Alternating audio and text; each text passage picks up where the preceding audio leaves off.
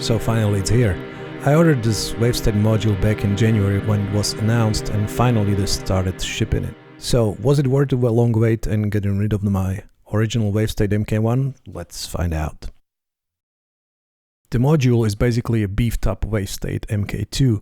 All the functions are pretty much the same and the front panel is pretty much the same, except they moved the volume knob, the joystick, top tempo and added power knob on the front.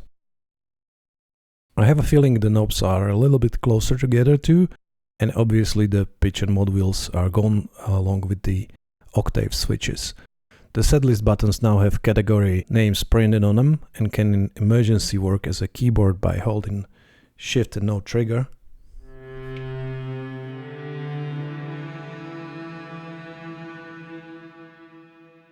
So far so good, and I feel right at home with all the buttons and knobs.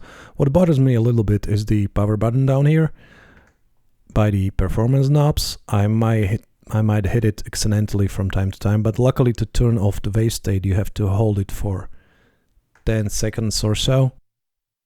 Another little thing is that the headphones jack is in the back with all the other connectors. I'm planning to use it on the desktop when rig mounted. This could be an issue for some folks. Feature-wise, MK1, MK2, SE and the module are all the same, so the only difference is the voice count.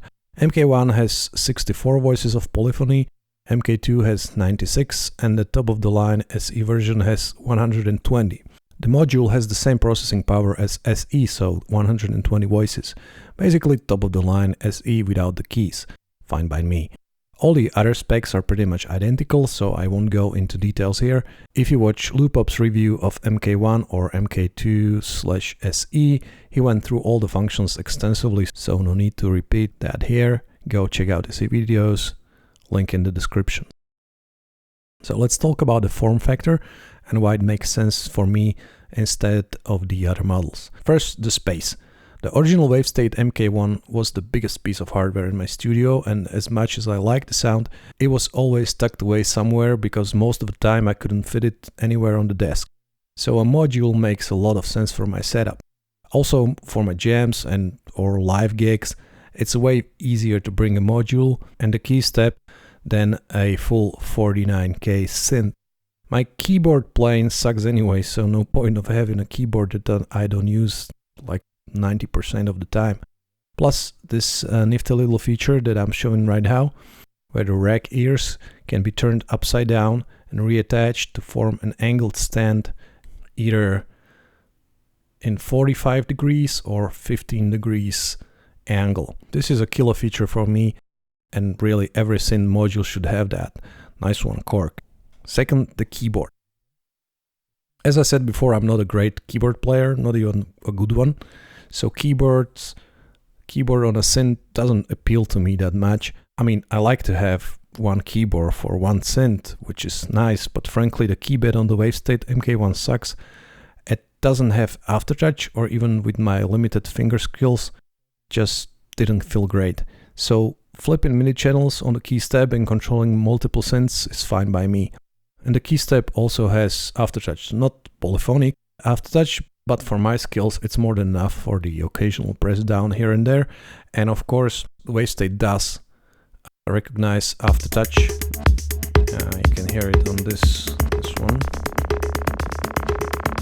Someone pressing down. There's a lot going on.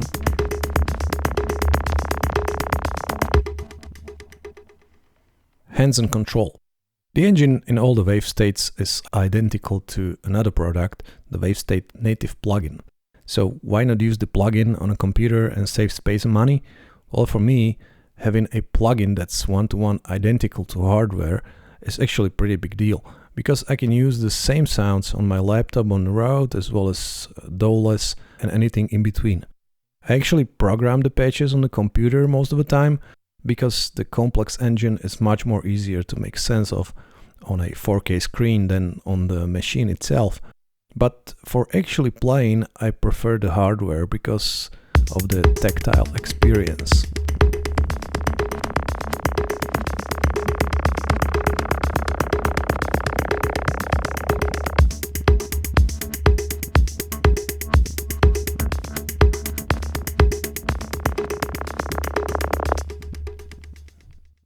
Sometimes I start a patch on the hardware and fine-tune it on the computer, then move it back to the module, so it really is the best of both worlds for me. So there you have it, quick mini review of the Wavestate module. I think it will fit great into my setup, replacing the keyboard MK1 version. Thanks for watching and see you next time.